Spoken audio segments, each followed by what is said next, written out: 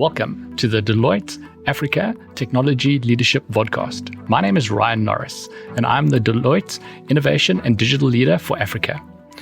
Today, we are going to be talking about evolving the digital core, the digital transformation journey, and some of the different challenges that CIOs do face as they actually embark on various different initiatives to meet the ongoing business demand.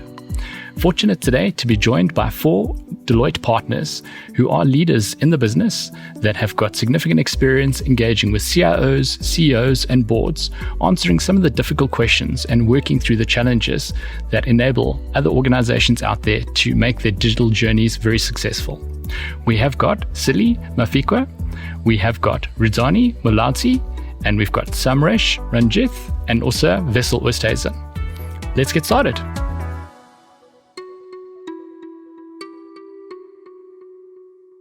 What a venue that we're in today at the moment, which is very, very fitting for the topic we're going to be chatting through. Vessel, would you mind explaining to the people that might not have been to the Nerve, what is the Nerve about and why it is fitting for today's chat? Thanks, Ryan. So the Nerve is really Deloitte's operational intelligence center. It's a space where we innovate. It's a space where we help clients connect the data, connect with SMEs, connect with the functional areas, and really generate as much value as we can from operational data in their organizations for them.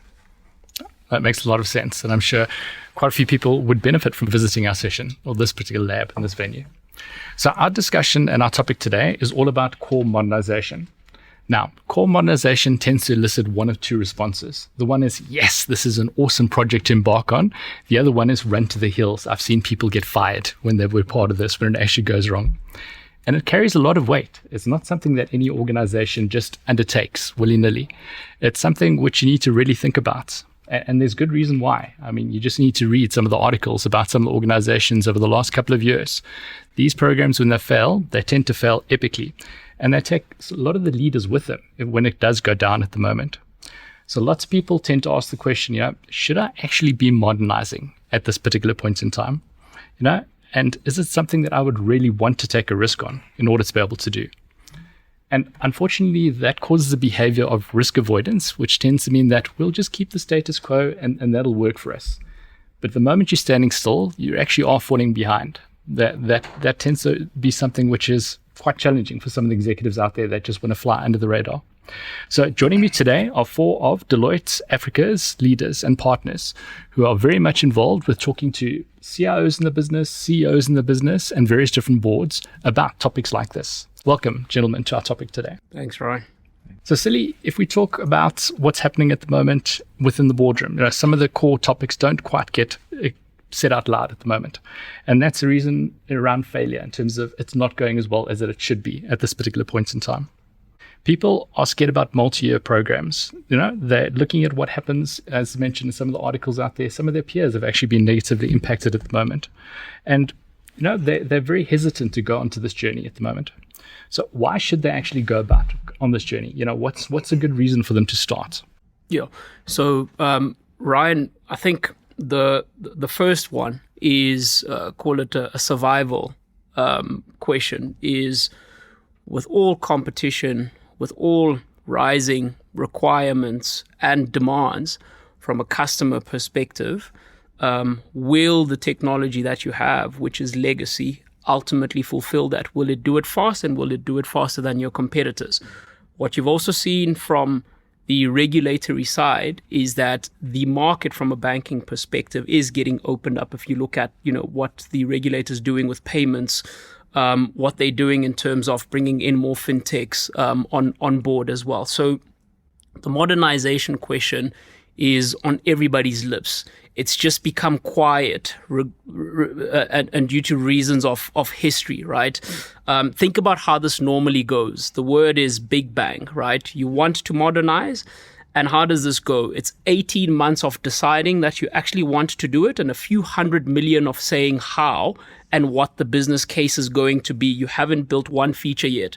What have you done is that you have actually built up execution risk, meaning that we can't stop now. We have to go big. We've already spent a few $100 million just to get to the decision to ultimately modernize. And what you're starting to see with people having stepped back and what the competitors are actually doing is that they're focusing on the most important domains. They're focusing on those domains that will either delight the customer, but most importantly, remove friction for the customer. If you think about it right now, right, it is payments is really big. Fraud is big because if you don't modernize, trust me, somebody outside is modernizing to come and take, the income from your from your customers as well. Your competitors are introducing new features as well, and the question is, how long does it take you to introduce a new feature with the legacy that you ultimately have? I did a test the other day with my wife where we tried to onboard. It took us 15 minutes, and I asked the bank I'm working for how long it would take me to onboard onto their bank. It would take me 2 or 3 weeks. It took me 15 minutes, and within 24 hours, I had money in and I was actually transacting. That's removed impressive. a lot of friction. Impressive. And that's done a lot of the things that are pre-required from a compliance perspective, utilizing the system that they have. But a legacy system would probably, touch on a number of architectures in order to get to the answer. So the question is, what is your cost of inaction, right? The biggest thing right now, two things, right, is the reduction of customer friction and therefore churn. We're building right now for a bank churn indicators. People from they called swivel chairs, that me and Rudzani are working on the same system. However, me and Rudzani have to have a 30-minute conversation before I can hand over what he needs to do in order to actually fulfill your requirement. What do I do? Because it takes me 15 minutes to get on the other. I say quietly, goodbye, and then I go on to the other person. But then there's also the very quiet churn where I am still a customer. You count me as a customer, but the utilization of your product has gone from 10 to 1, which reduces your revenue significantly as well. Just to get onto products, you start with a current account. Now you want a house, or you want a car, or you want a credit card, or you want an overdraft.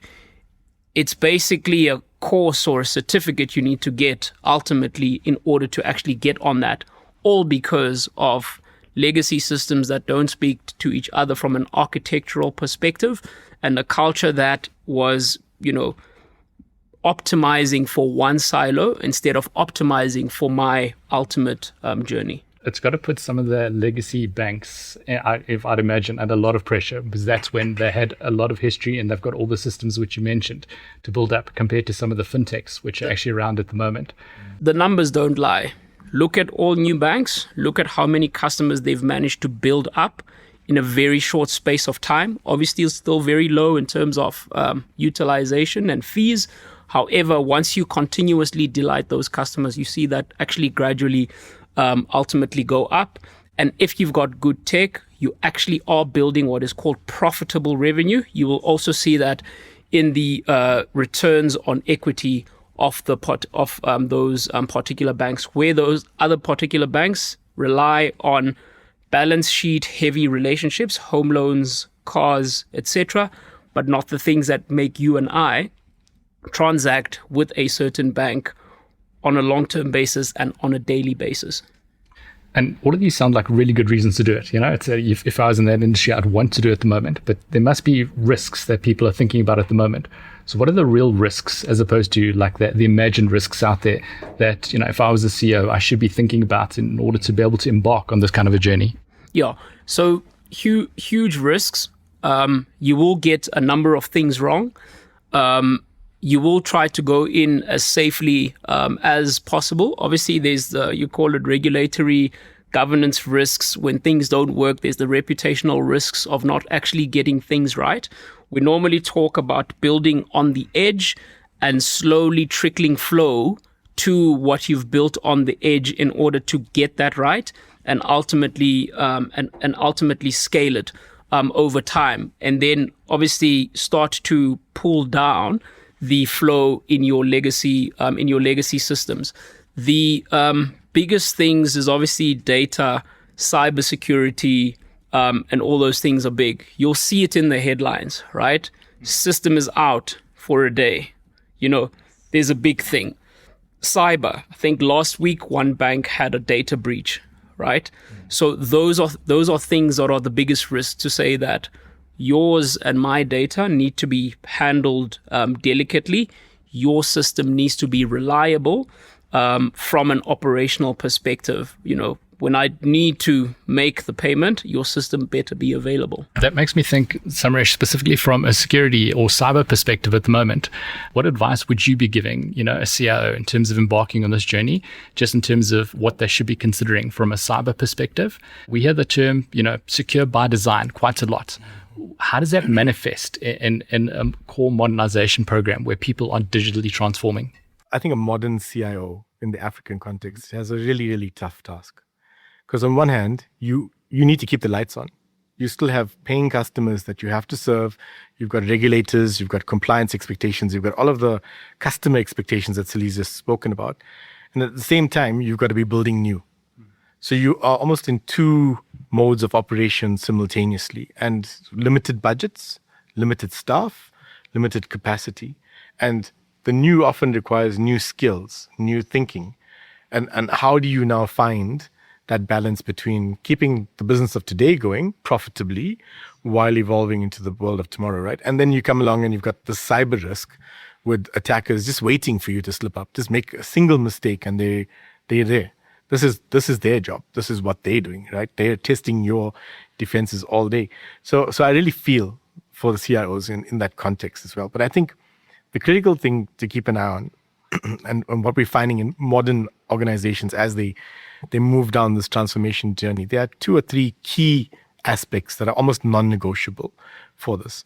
One is making sure the identities and the access management piece of your puzzle are always validated. Yeah. Whether it's the business of today or tomorrow, your customer identities, keeping your customer data safe, and the data in general, the second piece you've got to keep really, really, a close grip on. And if you think about it, 15 years ago, everything was on-prem. Then over the last, say, 10 years, we started moving to the cloud. And now you're moving that cloud into an AI data center. And the data itself is becoming more and more abstract. And you're relying on that data for the decision making, right? So the data hygiene, the data purity, the quality, that needs to be validated. So data risk is the second underpinning of this. And the third is definitely regulatory and the governance requirements. Because the regulators don't actually, and I say this tongue-in-cheek, facetiously, they don't really care that you're modernizing. The regulator is looking for stability, they're looking for trust, they're looking for integrity of the banking system. The fact that you have a profit drive and a cost-to-income ratio and NPS scores, that's your business as the business. The regulator is saying, this is the letter of the regulations, these are the laws of the land, how are you complying?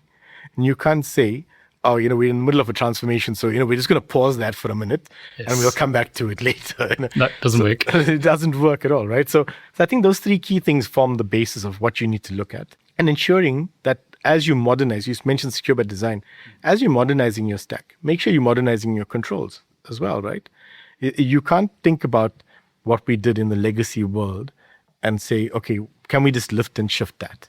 You've got to be working as a collaborative team, security people, governance people, the reg people, the AI people, the data guys, the platform people, all working together to say, okay, what are the non-negotiables in terms of making sure that the stack is trustworthy and fit for purpose? That is secure by design.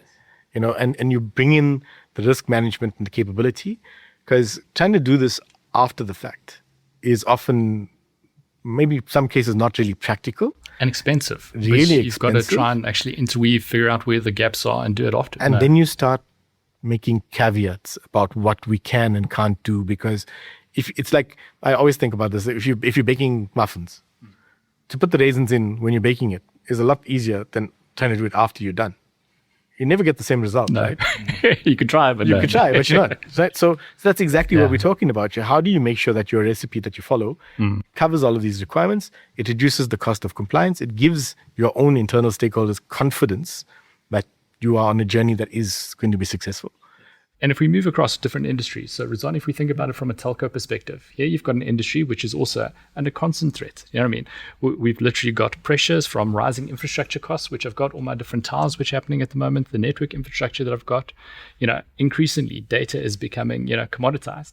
There was a swivel chair that you talked about. There's a different approach to swivel chair where I'll swap from my Cell C to my Vodacom quickly. So loyalty isn't there at the moment. So that's an increasing challenge that I need to face. And OTT platforms, they're very quickly eating into what I'd normally get from a voice and a messaging perspective. So those are three factors which are hitting telcos at the moment.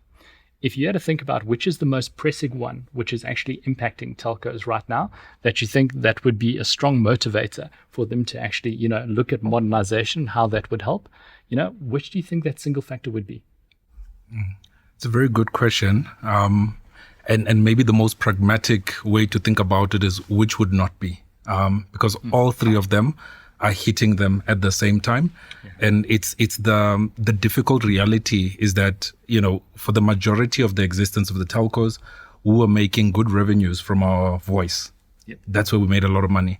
Data came and was a big threat to us. So we said, okay, we need to start doing something about data. But data became commoditized. It no longer made a difference who I get it from as long as I have my data. Yeah. Then all of a sudden there's new players that come on, use my existing investment to innovate with new, sort of platforms, as OTTs, as you mentioned, who benefit financially, but I don't. And this is a significant tension to work on.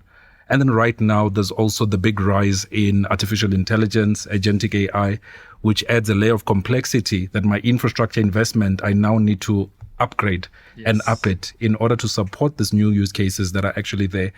All of this are quite complicated. Mm-hmm. They're quite difficult to really manage at the same time because they're hitting us. This is the competitive landscape that's there. But interesting enough, they are not necessarily the burning platform. The burning platform is more the realities of the revenues we lose as a consequence of errors that we've baked in accidentally into our processes. How often have we called into a telco because our bill was incorrect? Yes. The cost of that is significant for the organization. Imagine it's happening at scale.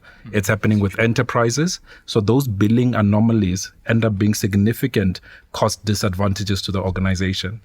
And I think Silly mentioned a little bit earlier that even if you don't modernize, those that want to break into the bank, lack of better words, are modernizing, right? Yes. The criminal network is modernizing. So the criminal network is modernizing to bypass some of the revenues that would make from a call termination sort of perspective, if you think about the interconnect type of fraud.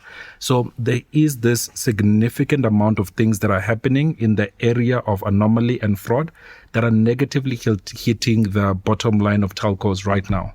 And this is something that we can actually respond to and address relatively in real time. But when you look at fundamentally what this is actually about, it's actually moving us from being telcos that are reliant on traditional ways of thinking about our business, but thinking about our businesses as data organizations. If we start to think about it as data organization, we can spot the anomaly. And we can deal with the anomaly. We can put the right measures in place and actually modernize in order to unlock the right kind of ROI. So that's really quite big. So while, I agree with Silly that, we do need to modernize, we need to go on the big journeys as well, but let's not leave bread on the table in terms of the value we can unlock today by just leveraging the data that we're already sitting on. So that's really quite critically important. And I would say it's one of the immediate burning platforms for the modern telco. That makes sense. And we've heard about AI earlier. Silly also mentioned it. We heard about securing the data so we can take advantage of the new demands, which are the increased workloads. And the threat vectors also do increase because now they can do it at scale, thanks to things like agentic AI. Yep. So I'm sure every CIO at the moment has seen every consultant that's come to the office and told them about the promise of AI and agentic AI. What's your perspective on what you're seeing as actually real at the moment? So the stuff that you've actually seen as opposed to the stuff that we've read. What's actually working at the moment and what's more still to come? Do you know what I mean? The hype is real. Like, we can't ignore it. We are consultants ourselves. We've probably walked in with a few PowerPoint slides on agentic as well, right? But so we can't ignore that the hype is actually real. But I think where the value is really being created is when there's considered business value for the use cases that we consider investing in. Okay. So that's critically important. So what we've found is that in some cases, because the pressure for agentic is no longer sitting with just the CIO, it is now the CEO saying, I want something called agentic AI. Today, right? Yes. It's the board saying, what are you guys doing about this thing called agentic? We're being left behind. That puts a lot of pressure on the entire system. So we make wrong use case choices. And the return on investment on those use cases becomes a little bit problematic. So we always say, start with the clarity of business value on the use cases to consider. And at the same time, take care of the foundations. So the use cases that you execute will always be dependent on the quality of the foundations that you've put in place. Yes. So if your data is messy, you'll actually have a messy agentic employee, right? That's the reality. Yes. So you have to take care of the foundational aspects, such as your data quality, your data governance, and some of the aspects that Samresh has spoken to from a cybersecurity point of view. But don't over-invest on the technology side. Otherwise, you end up with tech for tech. And then there's a question of, hang on, why did we spend those tens of millions of rands? But we invest to get the right foundations, at the same time identifying appropriate use cases that we can use to actually unlock value quite quickly. Now, if you look at one of the key sort of areas within the telcos, it's actually revenue assurance. How are we doing revenue assurance today? A lot of us are actually still doing it in a very traditional, manual kind of process, right? It's very legacy in nature. But imagine if you started to power that space with agentic AI, how much unlock you could actually have. So that becomes now a use case that you can actually tackle and actually ensure that you set the right foundations around the use case. So in other words, kind of like if I summarize it a little bit, is get the right foundations, choose the right use case, but grow the technology investment as the use case generates and demonstrates value. And that would be how I would say we should think about it. If I may just come in there, especially for AI, think about it this way. Think of Excel or think of electricity, right? To build a microwave or a fridge, you don't need to ask for permission from Eskom. Therefore, you're going to reach a point where everybody, the sprawl, at the moment, you, me, all of us on this table probably have 1 or 2 or 3 or 4 models on our phones, on our iPads, etc. It's happening in your employee base. Therefore, there's a channel for use cases emanating from that. However, you need to define the electricity that ensures that those use cases actually come and sit and are actually enterprise-wide. So start defining the rules for what constitutes a good use case for us to ultimately use. Otherwise, you're going to get the sprawl anyway. Yeah. And that's a great point, because exactly to that, if you think about a siloed organization with business units driving an agenda, you could very quickly have that agent sprawl, and you could have competing agents, where if you'd harmonize that as part of maybe a center of excellence with centralized governance, use case management, what is the definition of value, etc., you probably have a smoother outcome and a smoother adoption. Because otherwise, it's very easy to go off and spend thousands of rands on APIs and tokens for 100 rand process, and there's no real business value in that. But because the pressure, as you said, is flowing downhill to say you need to have an AI strategy, or you need to be doing something, something's better than nothing. So guys go off on that route, and we don't want to be in that position where we're creating technical debt in real time, just because we didn't get our arms around it the first time around. To get some of the benefits, Vessel, out of, what you want to do from digitally transforming at the moment, do you need to necessarily modernize the whole core in order to be able to get it? I don't think so, Ryan. I think, and I wanted to add, because I think there's almost 2 avenues I see. You've got employees doing lots of things, and you'll continue to have those employees that want to test it out, that want to use it. I mean, Silly, you made the comment, lots of us having 5 models or 4 models, and the world is changing. The models are changing. I always joke and say, you wake up in the morning and 7 new things or 7 new models have come on board, right? How do you in that world actually start to make decisions? You can't wait for everything to settle down, because then you're going to be years behind, right? So there's almost, for me, 2 angles. The one is allow the innovation, allow your employees, allow the people, allow your boards, allow everyone the opportunity to play, to test, to validate, but do that in a safe environment. Don't force people to go out of your environment and start to play with on their home laptops or this or this or that. Create an environment where people can play and they can innovate, because everyone is doing that. On the flip side, there's the more enterprise-wide scale where you need lots more governance. You need to make sure that when you put these models, when you put these solutions in, that you not necessarily always expecting exactly the same answer, because specifically agentic AI doesn't work like that, but that you know that there's a lot more rigor, a lot more governance that's been baked into that process. And I almost see it as two parallel processes, where on the one hand, create, modernize, build the foundation. To Rizani's point, that foundation is critical, but don't go and build a foundation and make your bet. We're seeing lots of clients not making a bet on one specific technology, but rather on the platform, on the integration between the technologies, on the ability to leverage different technologies, different models, different solutions. That's the one side. And the other side is create an environment where people can play. Create an environment where people can test.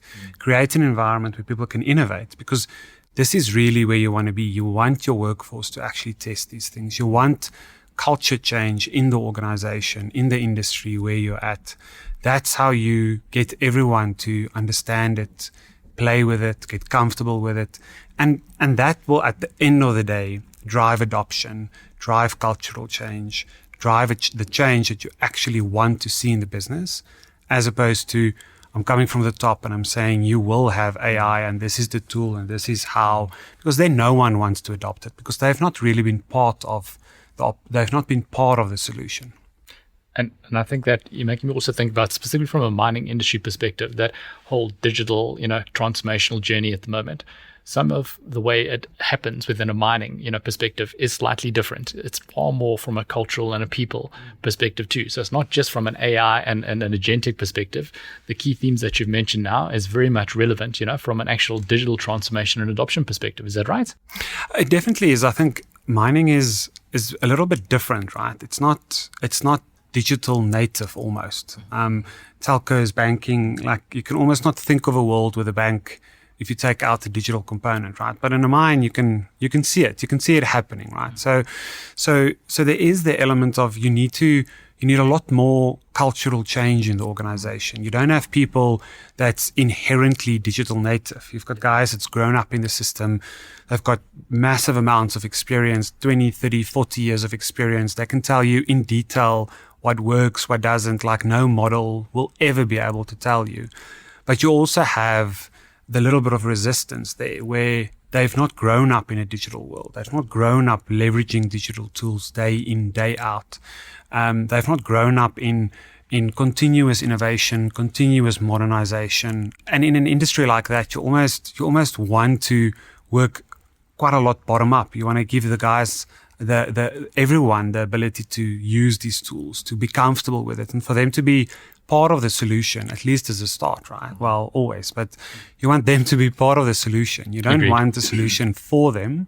You want them to be part of it, to build with you, to enhance it, because a lot of the expertise in mining is not digital. It sits in the guy's head or the experience. Like that's where the insights, the experience actually sit and the expertise sit. No, I like that. I think it's maybe just a question to you, Versal. So that point is very interesting and it's quite insightful. I mean, for our sectors, banking, telco, digital is kind of, part and parcel of what we do. So what do you say then to the CIO who says exactly that? Well, it's not core to us, so we shouldn't go digital. It is a good question. There is almost an inherent, we don't need to do this. It's something that's cool or that we might want to do. But I think that's also what's going to bring, and that has brought the step change. That's going to be the thing that's going to drive costs down. That's going to be the thing that's going to increase revenue. That's going to be the thing that's going to increase your uptime of your plants, of your concentrators, of your mine operations. That's going to be the enabling that digitization will actually be the thing that I believe can drive massive amounts of value for mining companies. I would almost say to him, like, you've got away for as long as you can. You better catch up quickly, because you're not going to be able to get away from that for much longer. It's that thing, Rudzani, where what we're seeing, right? There's these things will assist us. We'll kind of be interacting with them, or they'll be fully autonomous. There's a huge amount of caution to fully autonomous. Therefore, what you end up with is this thing of giving humans advantage, right? Either your people or your customers. Do an experiment where you give one AI, because it's going to happen, right? Even without us saying it, even in our business, there are guys who utilize AI on a regular basis. I'm sure you can see it in the utilization. You can also see that in the output of their work, the speed of that output and the quality of that output. And there are guys who don't, meaning that whether you give it to them or not, somebody will take it into their own hands. Question is, who are you going forward with to help give your business advantage? Is it the guy with or the guy without? The other point about the modernization, go, no go, it's also competition within the sector. You're not working in isolation. There's not just one gold mine or one platinum mine. And it becomes evident when an investor looks at this to say, okay, what's the cost to income ratio? Yep. And when you're digital and you're able to make insightful choices based on how your mine's operating, your costs probably are reduced, right? Yep. So there's also this aspect of, you might not want to do this, but you have to, in order to just, be on par with your competitors in that sector. I mean, you can imagine, heaven forbid, a safety incident happens in one of the mines. Regular DMR comes there, do the investigations, and simple problem that could have been solved by a very simple digital solution or digital system or modernization system. I mean, that's not a conversation I think, Ryan or Rudzani, to point, any CEO wants to have, right? You've almost, like I said, gotten away with it for a long period of time, but we're now at the point where these tools exist. They are there. They can bring massive amounts of value across safety, cost, revenue, increase of production, etc. And like, you need to get going and you need to start, because there's some conversations that you don't want to have on why you've not gone digital. And it creates, I think, everyone going digital at the moment, and the amount of legacy real estate and the people that are taking the journey now to actually evolve the core that they've got and digitize, embrace agentic, they are able to compete. I'm thinking about going back to, from a banking, the sheer amount of competitors is increasing every single day. Now you worry about the telcos, all the fintechs which are popping up at the moment. So City, the pressure on there to make it actually work for you has got to be immense. What are you seeing in terms of, some of the other things that people are doing to take advantage of what they're doing from a digital perspective to combat what the fintechs and the rest are doing? There's this thing where, firstly, we normally told that, as you said, outside actors are actually better at this moment, actually better at utilizing technology at enterprise level than we are, because we've got governance, regulatory, etc. Somebody who wants money from your company doesn't have governance and regulatory to go with. I mean, there was a headline before where they unearthed a syndicate that uses 100 agents to actually try and break into banks, right? So there's this whole concept of reimagine. Right now, there's another research that says, what do we use AI for? We use it to write emails, right? Or search emails, etc. Other people have gone past that to say, I use it to run a workflow, to hit this wall 1,000 times a second, etc. And once it's in, it does a number of things all autonomously. And I just ultimately watch it. And the question is, how do we start reimagining? You and I, we've been in our businesses for, 10 years plus. Therefore, it's hard to reimagine what we were doing and what we're comfortable with. So we utilize these things to continue or at least enhance and accelerate what we've been doing. So the way that some have tried to come at it with is to say, what if we took one person and gave them all the technology they needed, the number of agents, all of that, and see how with a white canvas they'd actually reimagine doing this job, right? Yes. And if they're doing it well, we then start pushing more flow to them. Meaning that, I'm going to talk about fraud or cyber, etc. That the way we're doing it now, right? We've got frameworks, we've got all of these things, which is great. However, somebody is probably 10 steps ahead because they had the technology and the 1,000 agents to actually reimagine what it is that they could ultimately do. So those are some of the things that people are thinking about. Like there's this proportion between industrializing what you have or actually reimagining it completely. And it's a good point because sometimes when we imagine, we go too big. And it's like trying to reimagine banking, for example, or reimagine telco. And maybe sometimes it's, to your point, it's the people in the organization that just need to reimagine a single process or a single day in the life of. Yeah.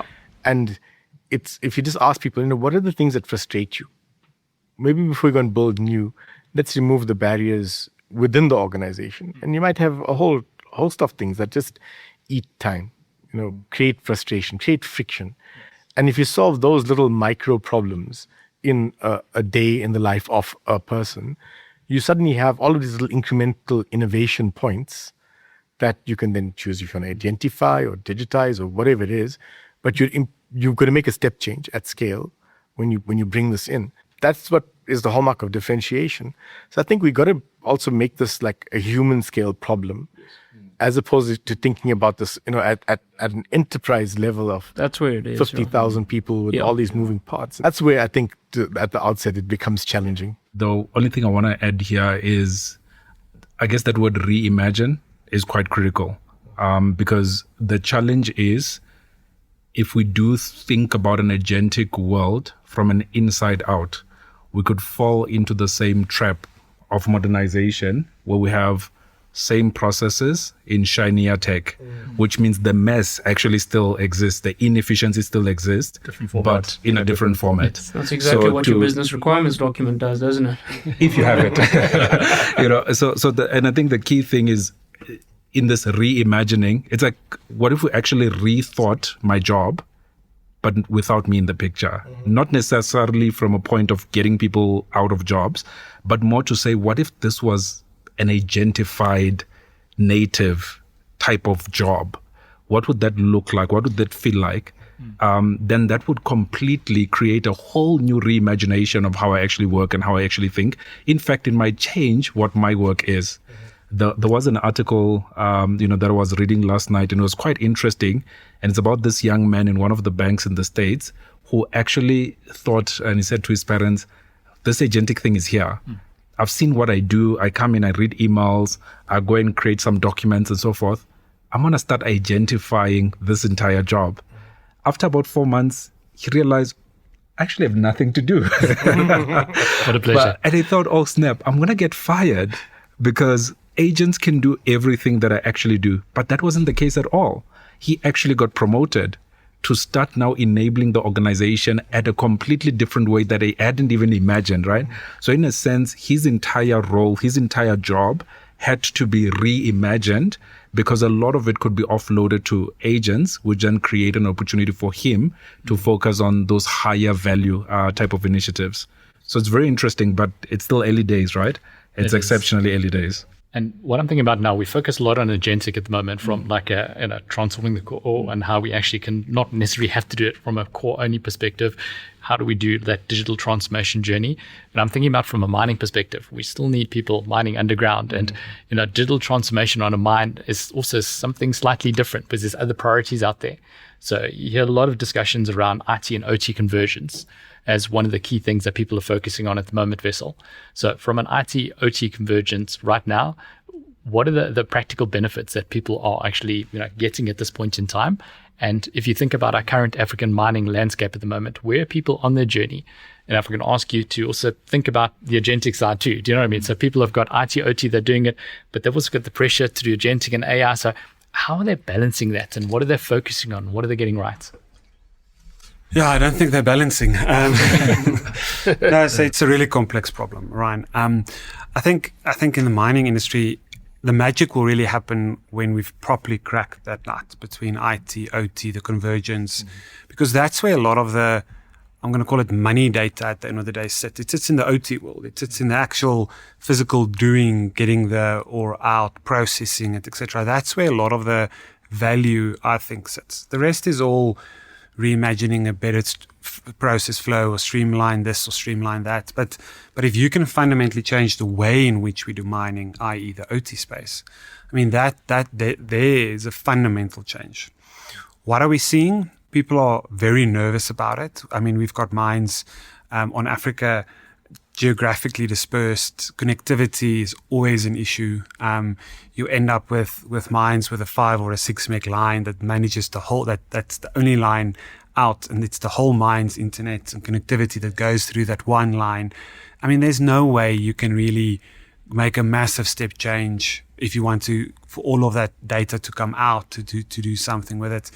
All the processing, all the information needs to then happen on site. So how does that then work? Like, how do we do the edge? And we've seen a couple of examples where clients have started to go that route, right? Where how do we start to process on the edge? And Samresh, you made the comment earlier. I mean, we've moved from on-prem to servers to cloud. Now we're kind of moving back because there's this need to do a lot of the processing, a lot of the agentic workflows, a lot of the agent work that happens needs to actually sit there and there because there's real constraints around moving those things out.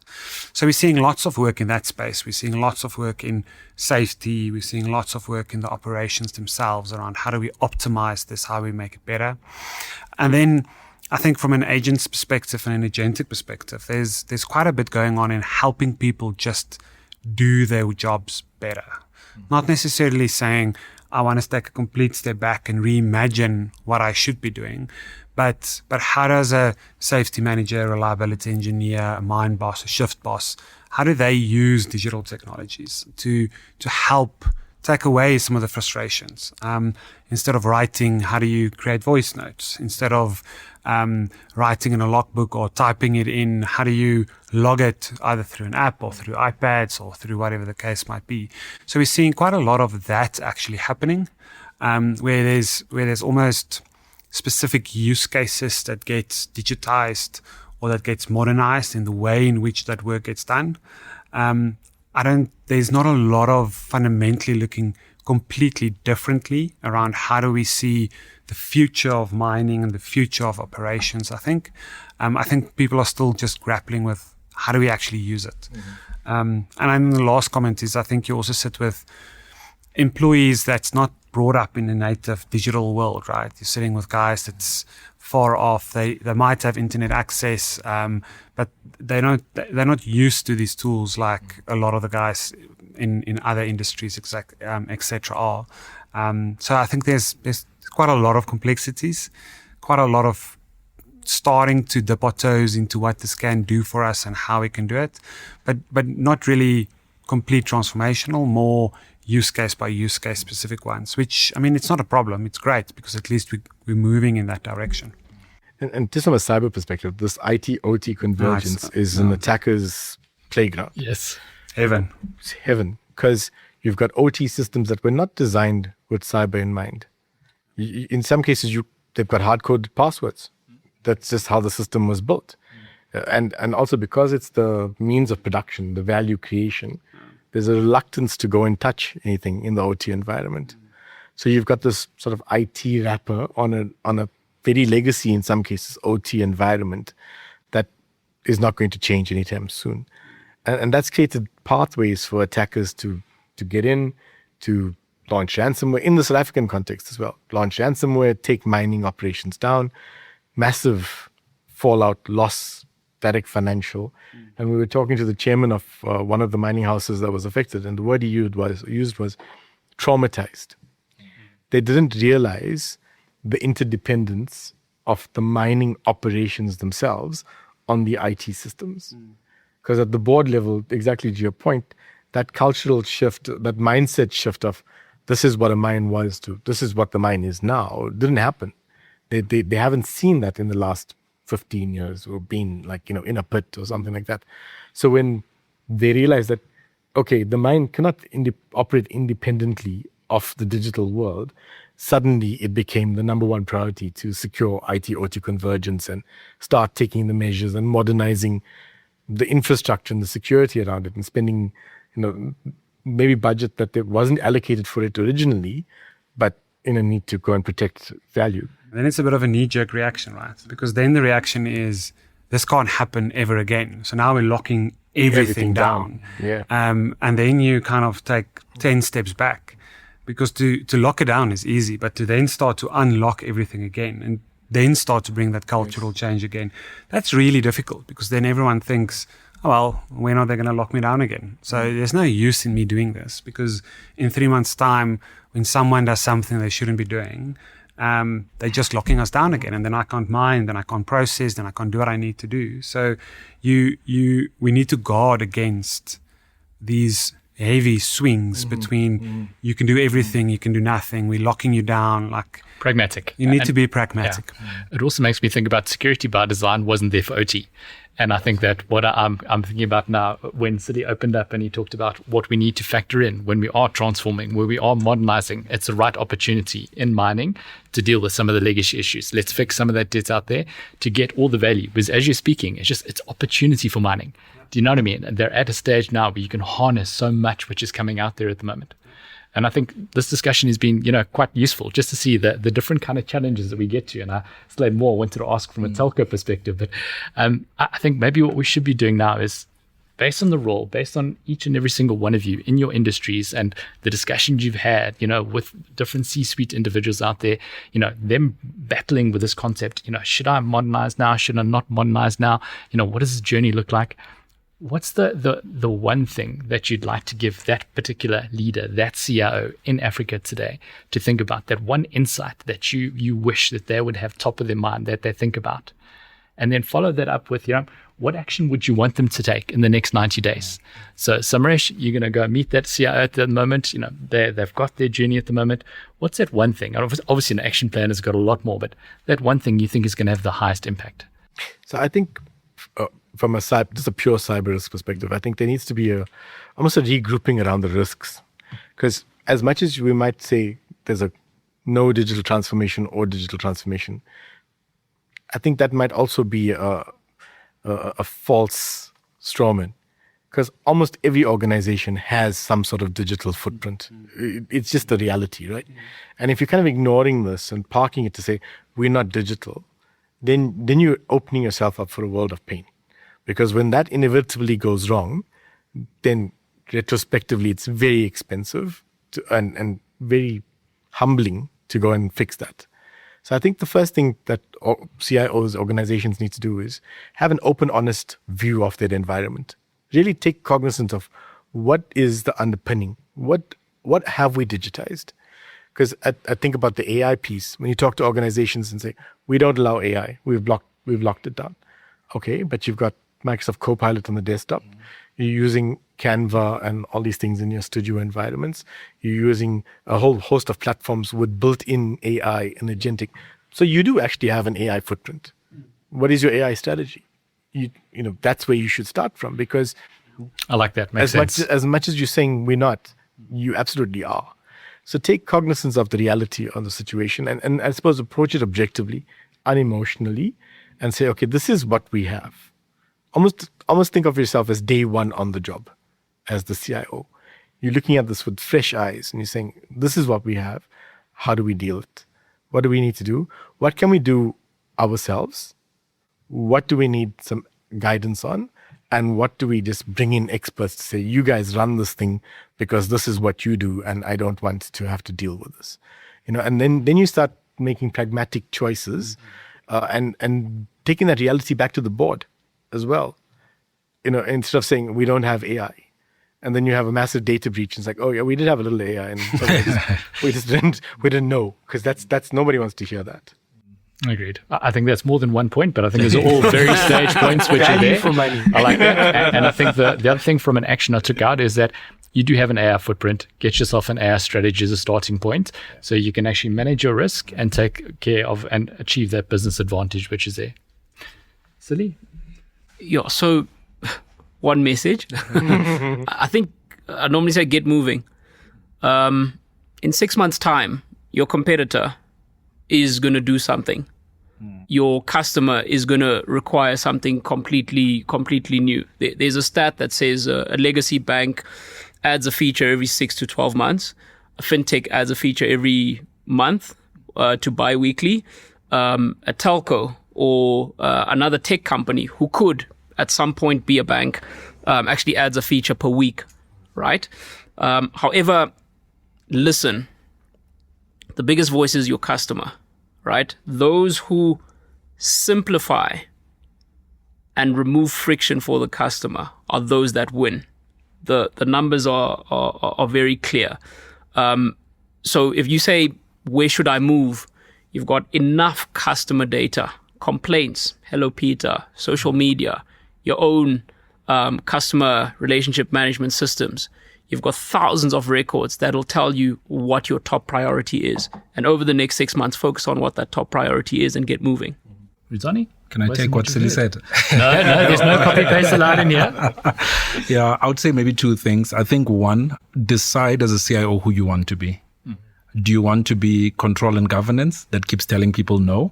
Or do you actually want to be a business partner that contributes to the value of the organization? I think right now, you find CIOs straddling in either direction, or you find some of them are like, no, police. And then the others are, a little bit too much in the, let's just get it going, which then exposes a lot of the risks that Samresh has actually spoken to. So I'd say that's a critical decision to make.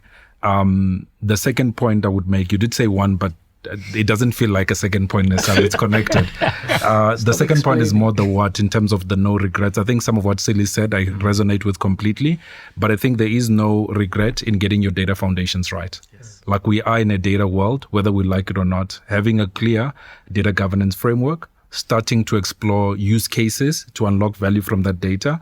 But make sure the use cases and the value cases that you go for are actually anchored in business value. Business value. Yes. It can't just be that it's going to be cool or whatever the case is, but what's the business value? And the business value has clear metrics of either it gives us more money or it reduces costs. It's not that complicated, right? Yep. It has to be anchored in those realities. So that's critically important. And then don't over-invest in the technology. So invest in the technology in accordance with the amount of business value that you are unlocking at that particular point in time. So that would be my sort of parting thoughts, from a telco point of view. Vessel. I think for me, a couple of points. No, I'm kidding. So Ryan, I think from a CEO, from a board perspective, this is coming. It's real. It is going to affect the mining, in this case, the mining industry and any industry, right? You can't hide away from this anymore. That's the first thing. The first point. The second point is I truly believe it starts with the CEO. If you want to drive a culture of change, you can't tell people what they need to do, what they can and cannot do with technology. You need to be thinking through how does agentic systems, AI, modernization, how does it affect me? How does it affect my role? Sonny, you made the point of the article that you read. Like, I would love a CEO to take on the challenge, to go and sit and say, like, what do I do on a daily basis? What's the decisions that I need to make? And what are those decisions can I farm off almost? I don't mean it in that way, but start to play with this technology. The technology is evolving at an exponential rate. What you see today, you will never see it again. It changes dramatically. But starting to play with it creates a culture for you, for your board, for your organization, for your senior managers, for their managers, for the people on the ground. And that culture filters through. But you can't be the one leading it if you have got no idea what the technology is, how it works, what it can and what it cannot do. So educate yourself, play with it, start with it, test it, and try and use it in your job, in your decisions you're making. I like that. And then the final thought for me is the headline is that trust is the differentiator. Yeah. So all of this change needs to foster and encourage trust. If you're able to do that as a CIO, as the CEO, you trust the systems, you trust the reporting, you trust the data, you naturally start finding ways to innovate. Gentlemen, thank you. I think it's been quite insightful just to understand, some of the things that CIOs would be grappling with across the various different industries, whether it be telco, whether it be mining, whether it be banking. They're similar. They've got their nuances. We've got some challenges in Africa that we need to get past. There are risks that we need to deal with. But these are all things which are doable. And the key message is we need to act now. Embrace agentic. Use the benefits of AI. Get your foundations right at the moment. Structure a journey which makes sense, an informed one, knowing what the technology can do at the moment, making sure that the organization is behind you across the different levels and there's full buy-in. And then the benefit is there. So thank you. I appreciate the time today. And thanks to everyone which was actually watching and listening to what we've shared today. Thanks. Thank you for joining us in today's podcast. I hope you found it truly insightful. There is information that was shared with you today that covered the challenges and opportunities when it comes to digitizing the core and your digital transformation journey. The thing I want you to walk away with is that the time is now for you to embark on this journey and to take the right information, the insights to make it successful for you as a CIO and more importantly for your organization. All the best on your journey. Goodbye.